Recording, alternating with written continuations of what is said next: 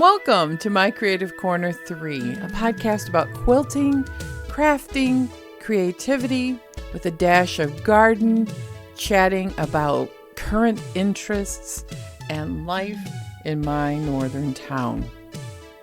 You can find show notes at mycreativecorner3.com. You can also find all of my social media, how to purchase a virtual cup of coffee, and all events on the website. Please feel free to stop by and leave a comment. I really appreciate everyone who listens. Thanks for stopping by. Welcome to the podcast.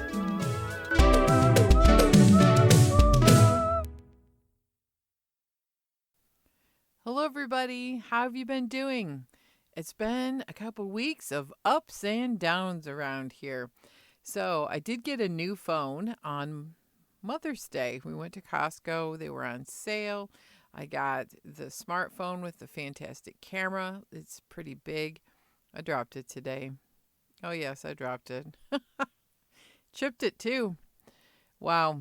So I'm just telling you that after a big roller coaster ride of do I have insurance or don't I have insurance, I found out I do have insurance, so I can get it repaired or replaced for not a ton of money. But man, it's just been that kind of a day. The dentist told me I need to get a filling too. Wow. So other than those little bumps in the road this afternoon, I've been doing really well with feeling like I'm doing the things I want to do in my spring and summer of really slow living and savoring the moments. Been working on the garden, got it cleaned up, got the old leaves out of there and the trash, and started weeding the beds. And it's amazing in a week how much can grow. I have one little tulip that looks like it's ready to open soon, and I'm pretty excited. The great hyacinths are up, the purple violets and the white violets are up. They're blooming, and I've got poppies that looks like they'll be sending up some flowers before too long. So lots of things came back, and it's looking good.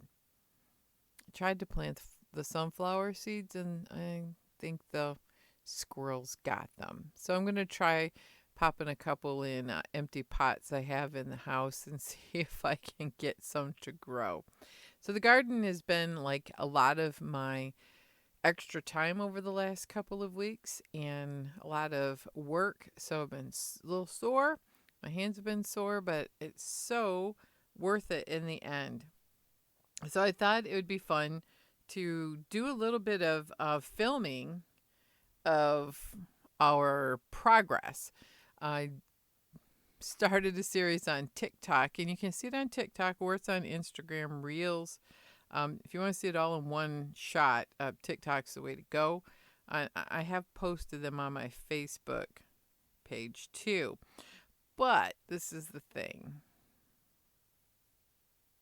The hashtag is I love gardens, hate gardening. Yeah, I really don't like gardening.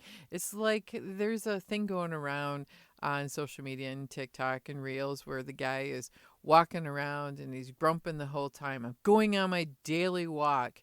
It's my stupid daily walk for my stupid mental health, and it works. So I have to keep doing it because I feel better. And that's kind of how I feel about gardening. I really will grump about going out there in the weather or the wind and getting dirty. And I've learned to put gardening gloves on to keep the infections out of my fingernails. And I've been just doing 10-15 minutes at a time. On Saturdays, if it's cool enough, I'll spend, 30 minutes to an hour. So the first couple times it's always a little bit longer because there's more to do. So I'm proud of myself. I have weeded 90% of my garden once. And I have a new place on the side of the house that some things are starting to grow. And because they have more sun because trees died and they had to get taken down last year. So that needs a little bit of weeding because the plants I put there are finally starting to grow. So I'm pretty excited about that. And I am also pretty excited that over the next couple of weeks, I'm going to put my fairy garden up. So that has been a lot of my time. I did put a pot of a fairy garden on my entrance porch, and it's a little tiny juniper. I think it's called a blue juniper star shrub. It's a dwarf series. It's small. I have it in a little container, and I made it into a mini fairy garden. So that was the first one out of the season, and it's on my porch. So I'm pretty happy. So some sad news was this last weekend, the wilderness area where I like to go and take pictures of the wild elk herd and deer and all of the nature pictures and stuff. If you follow me on Instagram, you can see those things. There was a forest fire, and last I knew it was like 60% contained. Hopefully it's more contained. We had super hot weather from like Mother's Day to last weekend. It was over 88 degrees to 90 degrees. Very hot, very dry, high fire warning. We have high, medium, and low fire danger here. It was high fire danger. And for whatever reason, the forest caught on fire. They are saying it was a lightning strike, but I don't know. There was no storms in the area. Who knows? Doesn't matter. I want to say 2,500 acres burned so far, and hopefully that's it.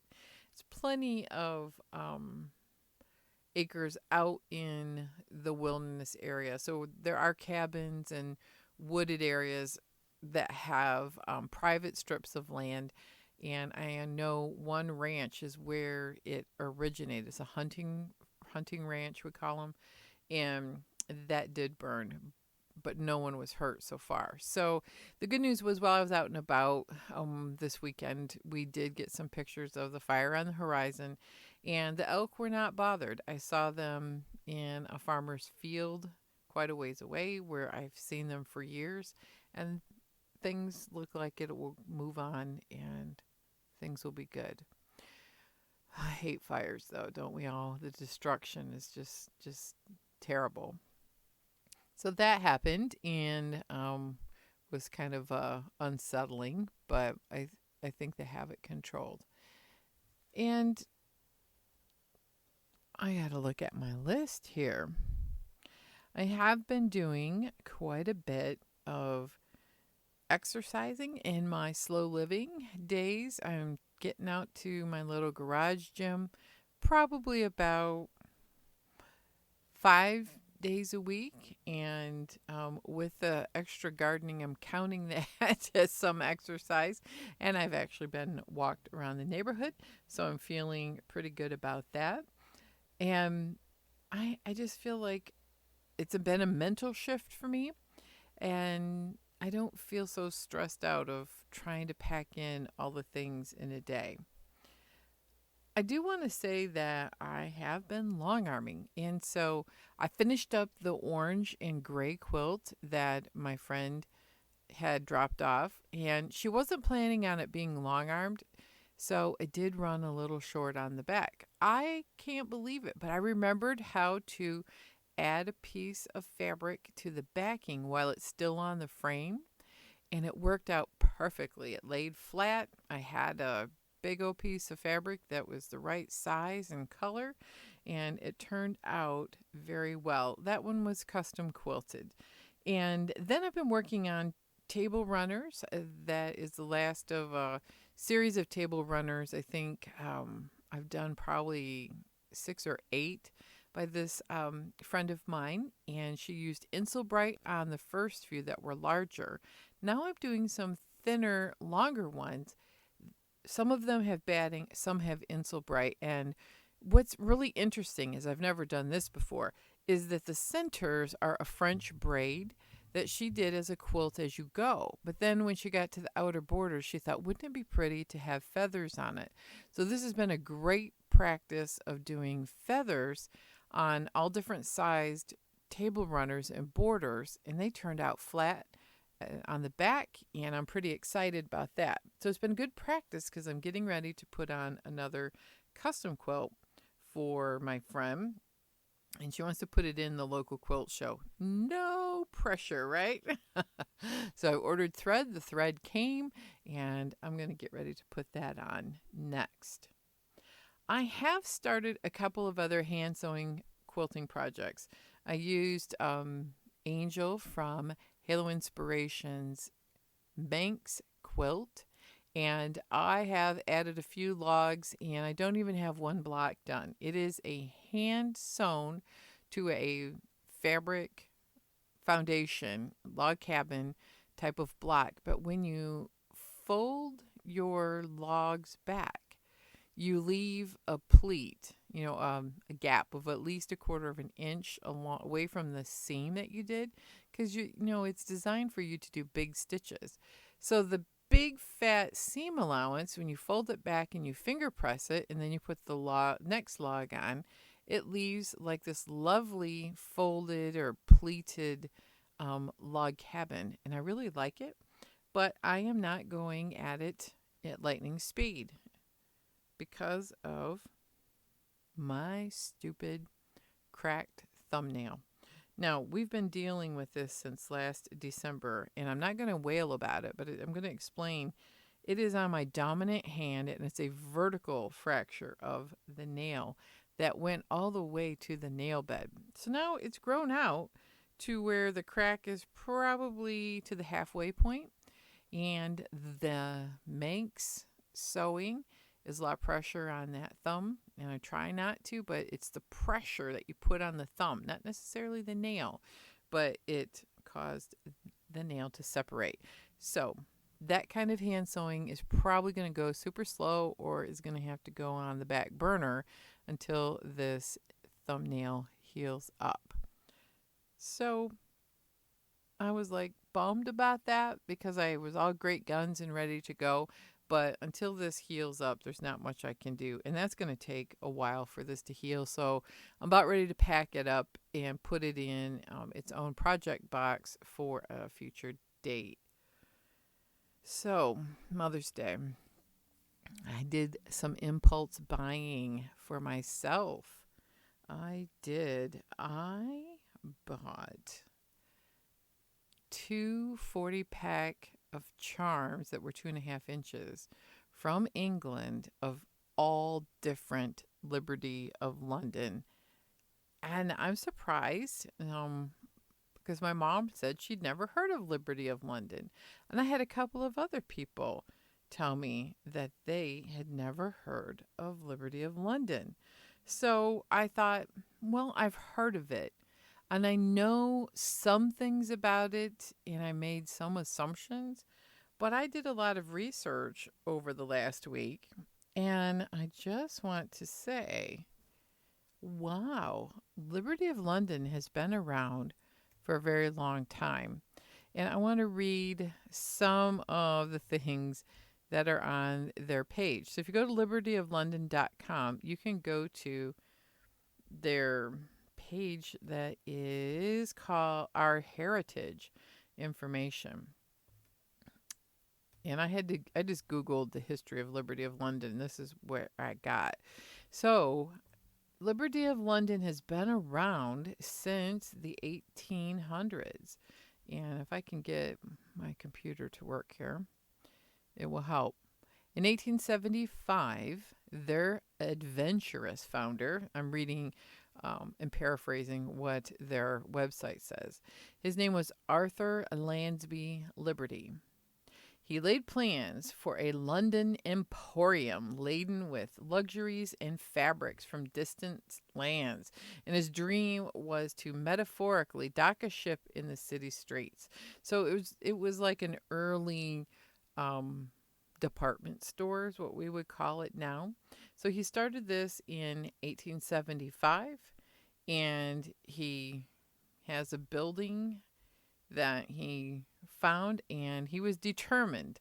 Quote, I'm reading a quote. I was determined not to follow existing fashions, but to create new ones. And I have been enamored with Liberty's collection of stuff. Um, I know that it was a department store. I did know that, and I know they have some really amazing things. And they're not terribly expensive, but they're not cheap.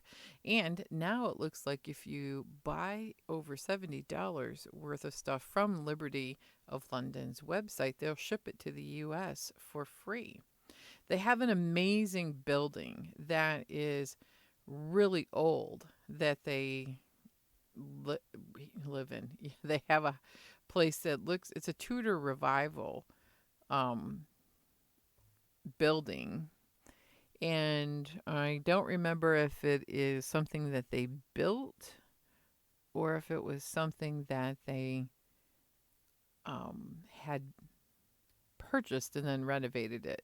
But it's very cool. If you ever go on YouTube, you can see some pretty cool stuff. Oh, it looks like they built it. It says the 1920s was a time of Tudor revival, and it was considered the most crafted of English architecture.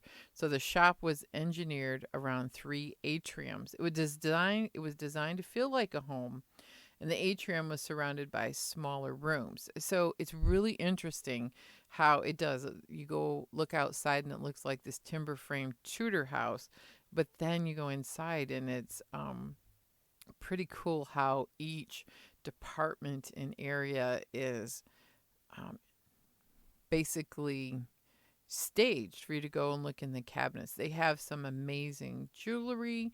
They have some super cool clothing and clothing patterns, as well as housewares and all kinds of really cool things. And so you can shop, and I've just been, oh, I would love to buy some things. Now, the thing about Liberty Fabrics is that it is something that they have done their own trademark called Tana Lawn. And the Tana Lawn is something that is really their invention. It's the way they did long staple cotton, and it is processed to look like silk. It's pretty dense. It feels a little slippery and shiny, but it's really pretty. And their collection of designs is amazing. That dates back to the 1870s. They do a lot of prints from that collection, and they do like 140 prints a year or a season, from what I'm understanding. And they're really known for their avant-garde prints from the 1870s. We look at it now and I'm like, wow, that is like so Art Nouveau meets modern, and the color palettes are very cool. So they have a lot of very cool fabrics. It is super expensive. If you're to buy Liberty Tana Lawn, I have looked at it in the past and it's very expensive. I think I priced like $30 a yard, $35 a yard. And so what was fun is I didn't want to buy yardage, right? I want to make a hexagon quilt. I was totally inspired by Kate of the Last Homely House East of the Seas YouTube channel. And she has little tiny pieces of Liberty. And I believe she collected it over the years. She's traded with people. And she made the most wonderful hexagon quilt. There's really no pattern. It's just hexagons organized in a visually pleasing way to her and sewn together. And I thought, what a great way to showcase this beautiful floral fabric. I've seen Tilda fabric recently, and that is close to this, but there's nothing like Liberty. It's one of those things when you look at a certain style, you can pick it out from a crowd, right? And this whole I have tan lawn feels there's nothing that feels anything like it, to be honest. And you really do. You either like fall head over heels in love with this and want to collect it and get totally bitten by the bug, or you maybe go, it's kind of different, but kind of weird, maybe to some people. Because some of the fabrics are super, the newer ones are super modern. Some are pretty inspired by um, avant garde things. And I like is that a lot of the fabrics have large and small scales. So if you cut it up for hexagons, it works out really well because most of the patterns are not, the scale isn't so big that you totally lose what it is. I just do like it. They're also known for being, very vibrant fabrics. So I was excited because you could see some of these patterns repeat themselves throughout the collections over the years at the store. In fact, I didn't know this, but you could find some Liberty of London prints based on some of their fabric. You can get, like ceramic ware in China with some of their fabric, and you can actually have a really nice coordinating line. But they're also known for menswear, women's wear, beauty supplies, furniture, homewares, all kinds of stuff. And their heritage line is based on these older fabrics. And I have found that you can also buy quilter's cotton from Riley Blake. Has recently, in the last couple of years, been able to reproduce the Liberty, and it's called Liberty Fabrics, Riley Blake Designers, which is a Moda fabric where they take these old 1870s all the way up through prints, and they make collections based on the archives and library from the Liberty of London. So I really do enjoy shopping online for fabric when I know what I'm looking for. And Green Fairy Quilts is a fabric shop of, I can't think of her name. Anyway, she does a lot of custom long arming, and Green Fairy Fabrics is her quilt shop, and I like to buy thread there. She carries all of the colors of Superior's long arming threads as well as piecing threads. And she was having a pre-cut sale. So she had 4 different types of 2.5-inch charms. And I'm like, even though they aren't Tanalon, it's regular quilting cotton. I'm thinking I'm going to see what they look like blended together. So then that will be quite a few, 40 times 6, like 240 hexagons. Maybe that's enough to make something, or at least start something, right? Judy Madsen is her name. It took me all this time for it to come to me.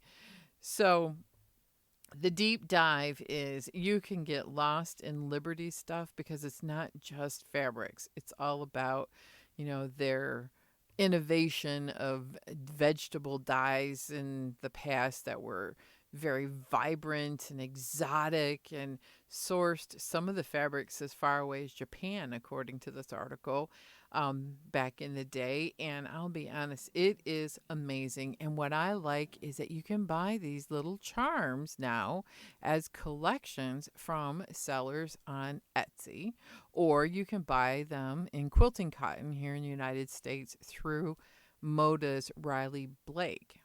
And I wanted my first ones to come from England. So I went online and I did purchase from a seller in Norwich.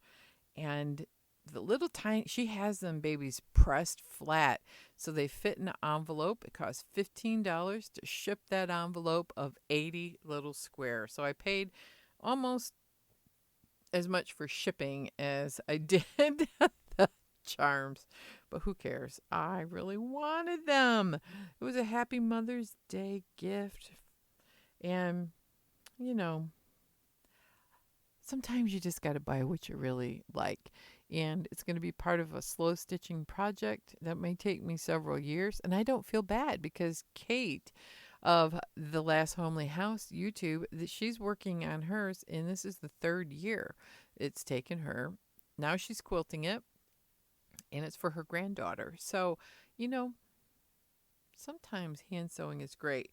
So I'm at least prepping the hexagons. Now, stitching hexagons together is different than stitching the Manx quilt, which is a running stitch.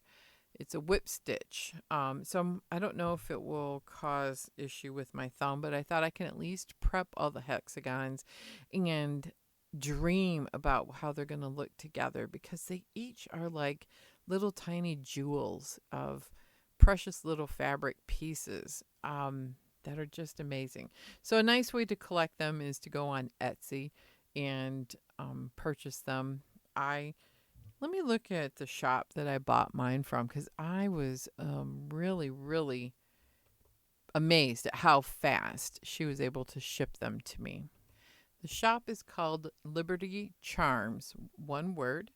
Liberty Charms of Norwich, Norwich, United Kingdom.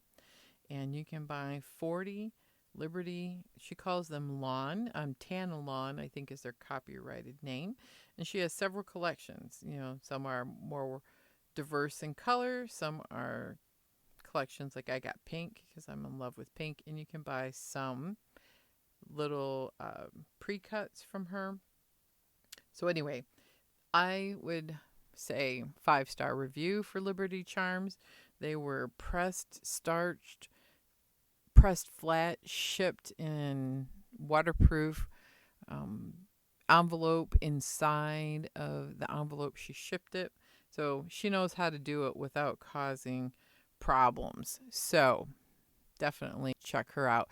And I've bought more and more stuff from Etsy shops because I just like little pieces, because I don't need a lot of fabric. I've got lots of fabric. I've got lots of it.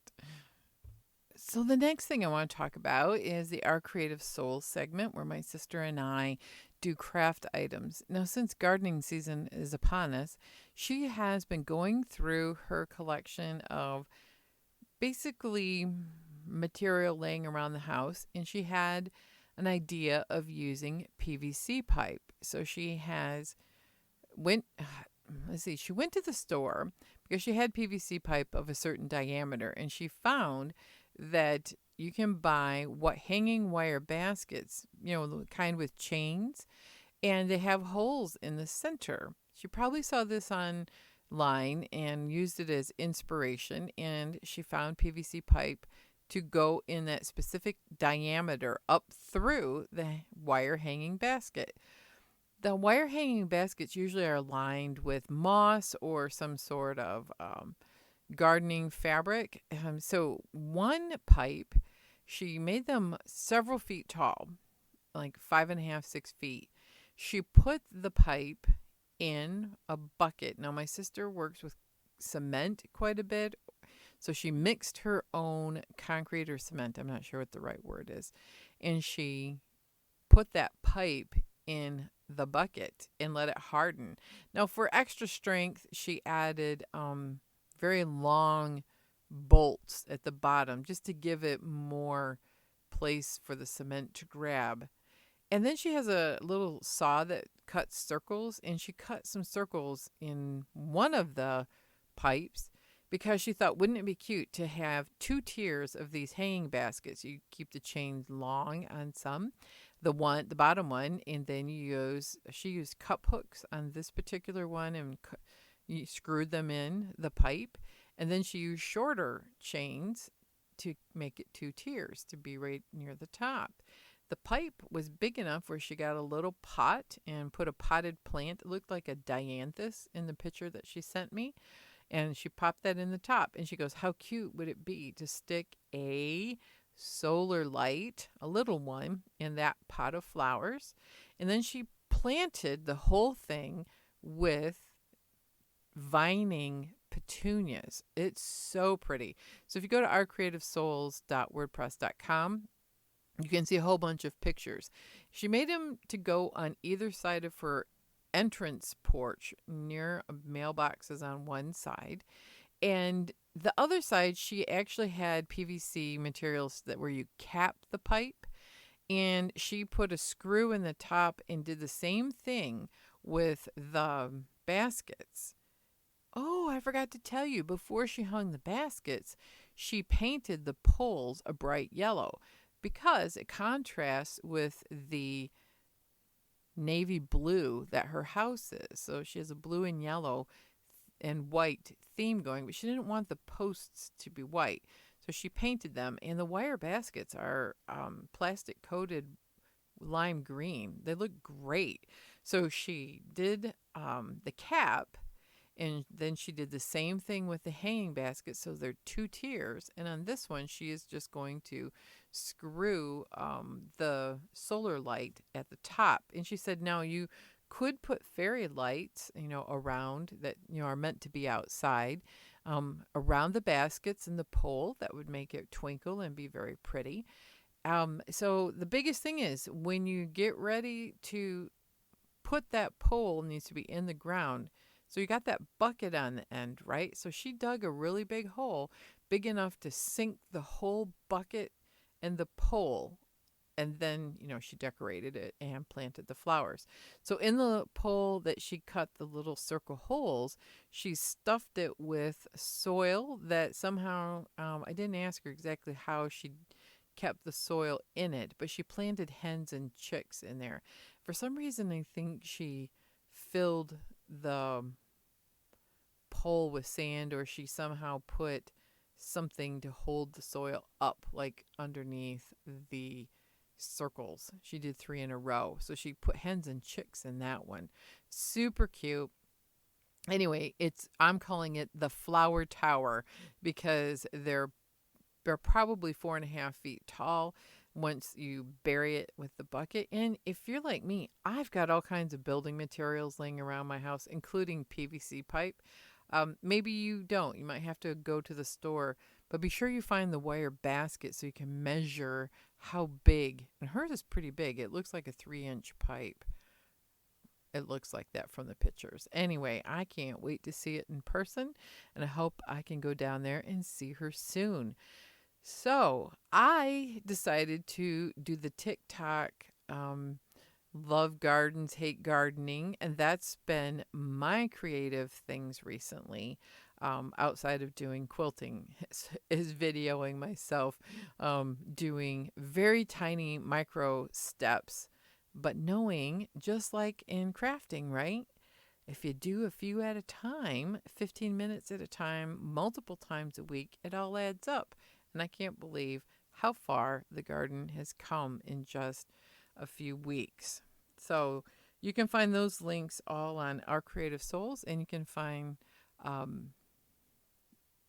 my website, mycreativecorner3.com, for anything else that we may talk about here, including the show notes. So the next segment of the show is What's for Dinner? And this week, I have to say, the food I got from Home Chef was so good. But I did do a meal that was not Home Chef, and I want to talk about it. It was super easy. We went to Costco, remember, and I bought their white queso.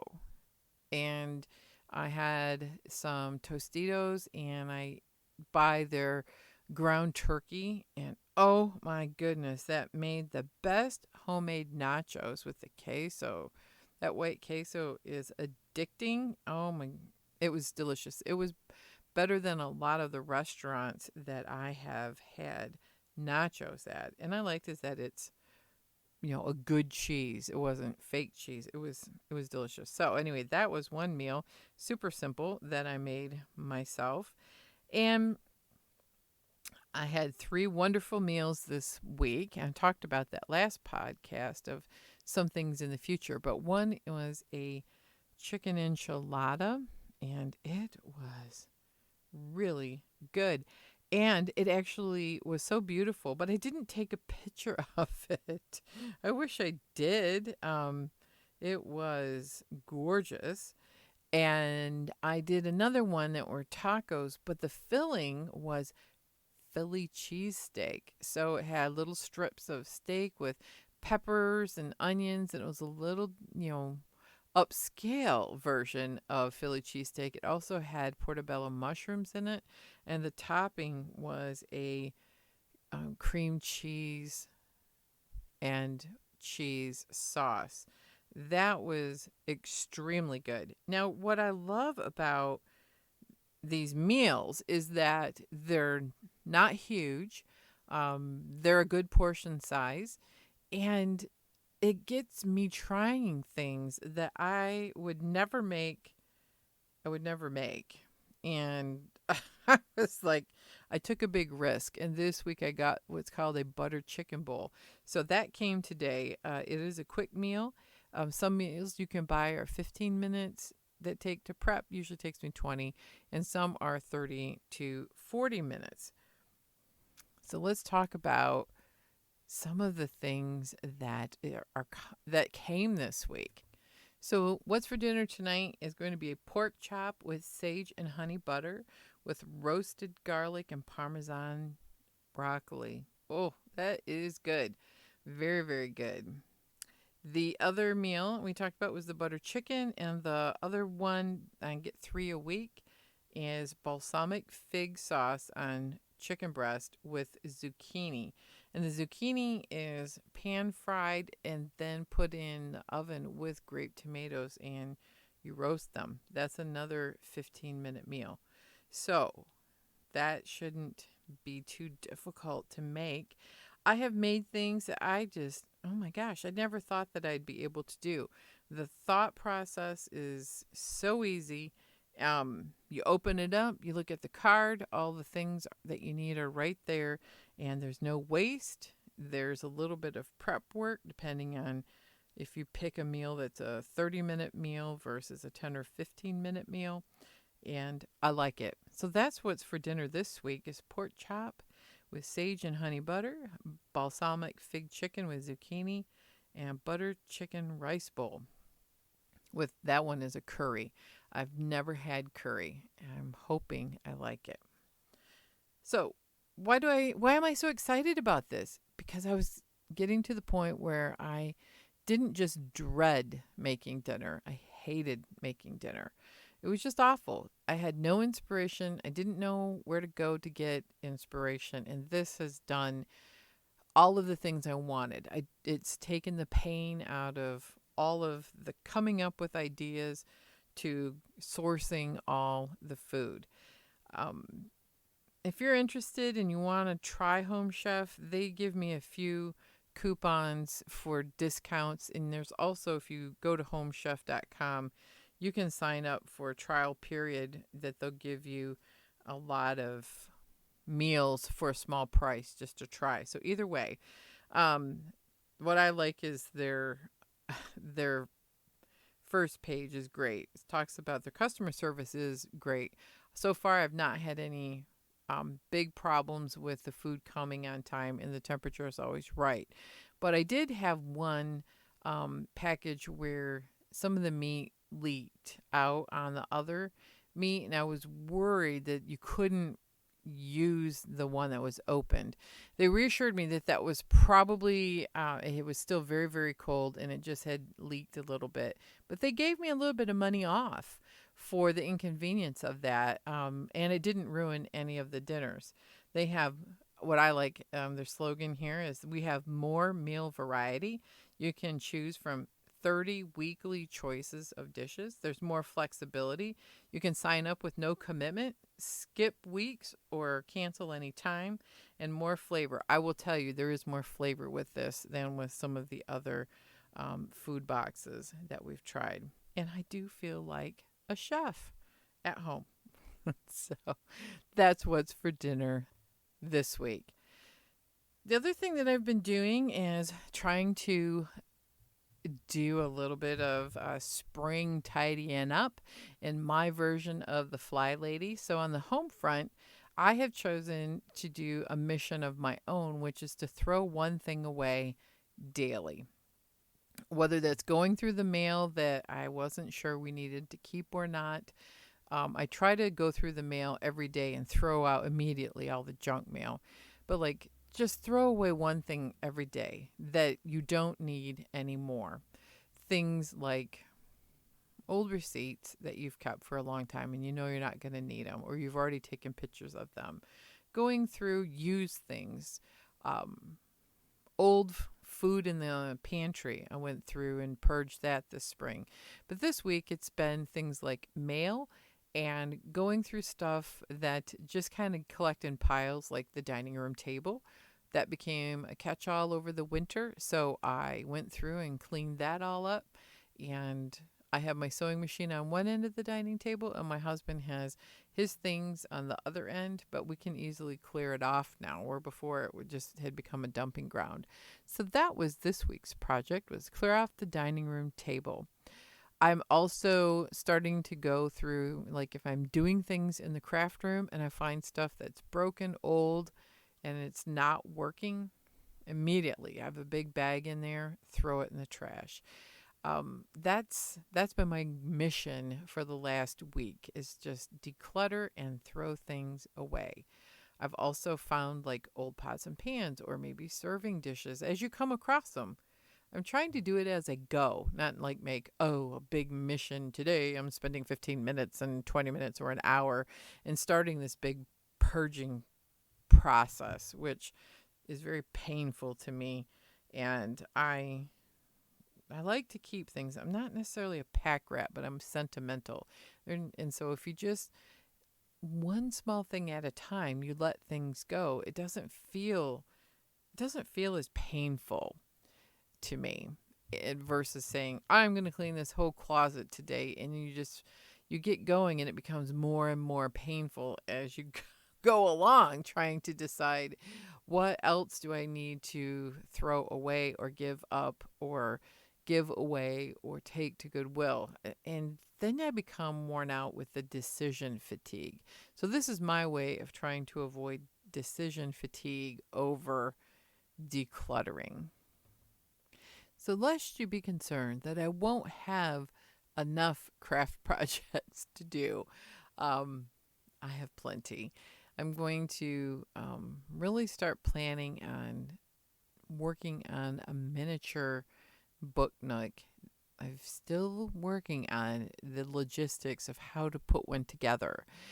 And I think somebody made a comment on my Facebook page this week that talked about how we need to have time to do a setup, whether that's 15 minutes of preparing your quilt blocks for the next day, or if you're like me, I need to sometimes have all of this extra thinking time to problem solve, plan, create, or be inspired over the things that I'm working on. So I really appreciate the very kind words that Gail said. And I'm also want to thank all the people who leave comments on Saturday Morning Coffee's blog, and for Barb and Gail and Diane who have bought a virtual cup of coffee.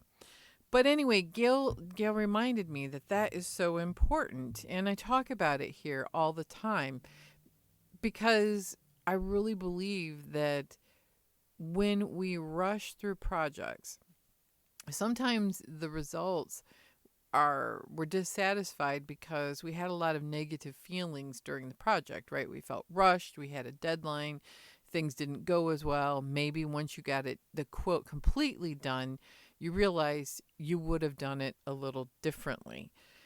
Now, that's something about working in a series where you do one quilt after another that are inspired by each other, or maybe a similar block or a similar way of assembling it or quilting it.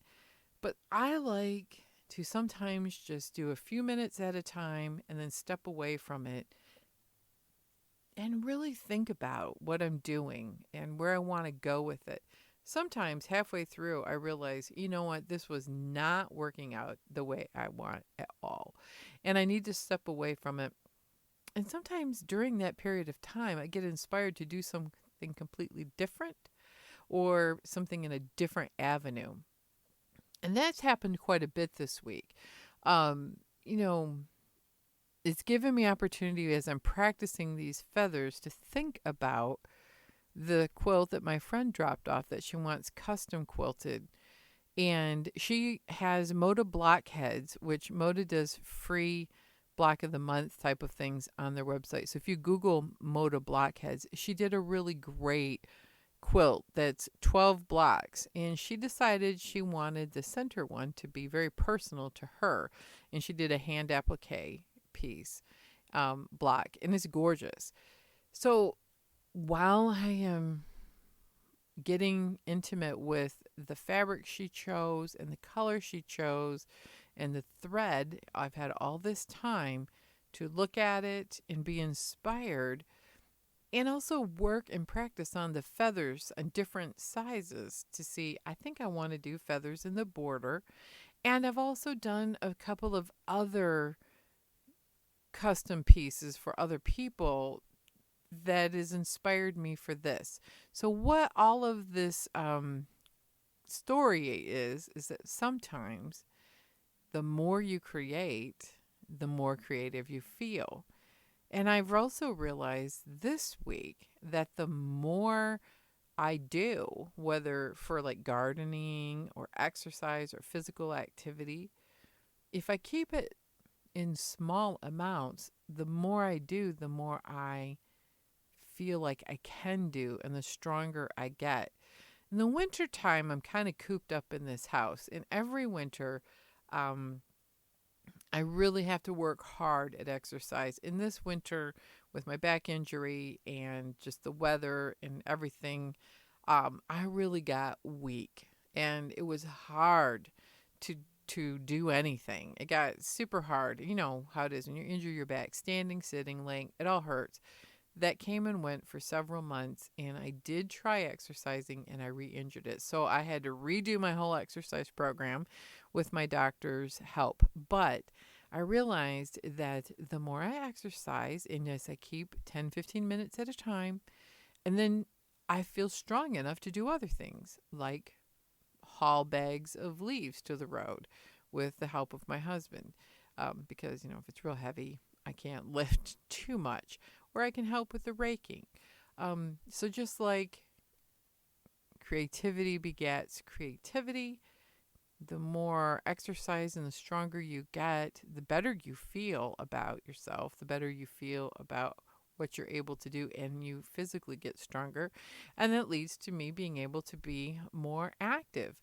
So I like positive spirals. It's so much better than those negative spirals like over winter. The more you sit, the more you hurt. The more you sit, the more you hurt. So I find this fascinating, even though you know it to be true. But sometimes you find yourself in a different place in life. I've never had a back injury like this before, and it just brought home to roost what I knew about inactivity leading to more inactivity. Um, and I'm pretty excited to say that I have been able to do more. I'm very lucky. My husband is into fitness, and he bought a box for the gym for box squats, where you actually sit and you do a squat and you sit down to a point where you can touch the box. And if you start falling, you'll wind up sitting on the box. Well, don't need any added weight than my body weight. So I've been starting at the high box. You can rotate the box 3 ways and it's 3 heights. The higher one. And then, of course, as you get stronger, the lower you can squat. Super simple. If you have a kitchen chair, you can do the same thing. Trying to watch my form, doing my rowing, walking, sunshine. All of that has been a great exercise, leads to strength, which leads to more activity. And we're excited. Summer's coming. Hoping that I can continue to do all of the things that I want to do this summer. Most of them are outside events. I'm going to try to get together with my quilty friends. So That's this weekend. That is not an outside activity. They're actually doing overnight retreat, and they invited me to come up. I don't think I'm going to spend the entire weekend because I do have a lot to do. But what I do want to do is go up there during the day. However, I was exposed to COVID last week with a coworker. So I've tested once and I'm negative, and I'm hoping that more people in my office have gotten sick. And I'm hoping that if I test negative and I feel good, then I'm going to go up there for the day. I'm so looking forward to it. I'm so looking forward to spending time with my quilty friends. In person. I haven't been able to do it over winter because they are meeting now during the time when I work. I'm so disappointed that I might not be able to go. However, the however is there will be other opportunities. And if I test positive or if I'm not feeling well, by the time Friday comes, it will be plenty of time to be out of the infection period, and I will do another test. So, anyway, all of that is just leading me back around to wow, COVID's still here. And just about the time I'm ready to close the door on it, something reminds me that it's still around and I still need to be careful. And we've gone back to wearing masks at work because we are in high risk infections in our counties. So, we're back to wearing masks at work. Boo. I don't enjoy that. Who does? But it's very important so other people don't get sick. Oh boy. One moment, please. I'll have to edit that out. Anyway, you can get 8 more tests. If you're like me, the nature of my job is that I'm around people a lot. And I like to be able to have these COVID tests. So before I go visit my family or before I go see my friends, if there's any question, I can COVID test. So you can get 8 more tests. I found that out this week. You can go through the U.S. government, as I'm talking about U.S. government and U.S. citizens. They'll ship 8 more to your house. And if you've gotten COVID tests before, it's through the same website. But I'm not going to let that all get me down. And I know that things are progressing in that front, and I'm still planning on going to some Highland games. The first one is in Elma, Michigan. It's the opening, one of the older Highland games in the state. I believe it's Memorial Day weekend. So looking forward to that. And there's a couple of new games and a couple of games where they've not been around for a while and have come back. And there's been a couple other festivals that folded during the last couple of years. So I'm trying to keep things where we're outside, we're hiking, we're doing healthy things, but we're also probably not going to do as many indoor things like the Van Gogh, interactive Van Gogh. I really want to go to that, but the only places and times that is mid-July through August right now in Michigan, and I'm not sure that will be a good time. So we're taking it as we come. But my husband did treat me last week, and we did go to a local restaurant. It's right across the street from me, a restaurant that was there for nearly 100 years, closed a few years ago, and the most awesome Mexican restaurant. Very fancy, but not expensive, and I can literally walk there. It's amazing. The food is wonderful. You can go and have a beverage. You can be in the family part, the sports bar part, or the finer dining part. And it's within walking distance of home. I love it. So that's my new favorite place to hang out is the new Mexican restaurant that's across the street and down the alley from my house, right next to where I get my haircut. I'm just like, when did this happen? Everything is in my neighborhood all of a sudden. It's wonderful. So that's about everything that I have been up to this last week and last couple weeks actually. And, and some things I'm going to have to put on the back burner till I can physically do it, like the Manx quilt. I have 6 quilts of my own to long arm, and I still have a couple of quilts from my friend who retired from the company I work for, and she made one for all her grandkids, no hurry. And I have another quilt to custom do for another friend. So I have plenty of quilts to keep me busy this summer. And if I feel like machine piecing, I still got that triple Irish chain in the bin, as well as Dear Jane. But I have not felt like machine piecing for a while. And it's okay. It's summer. It's time for long arming. I love long arming in the summer. I don't know why. I just do. Anyway, everyone have a most wonderful week. I hope that your garden is growing and the squirrels aren't stealing your sunflower seeds like they did mine. Check out the website, My Creative Corner 3. If you want to support the podcast, you can always go to Ko-fi.com. That's also on the website. A weekly post, Saturday Morning Coffee, is a blog post, and I'm working on a weekly YouTube video, which is either this podcast on the video, and every 2 weeks I'm doing a vlog style video. So if you enjoy long videos, you can find them there, and short vertical videos you can find on TikTok. TikTok is V Holloway 12345, and my YouTube channel is My Creative Corner 3. I was able to finally change it from my name to My Creative Corner 3. Have a most wonderful week. Be creative and quilt on, everyone.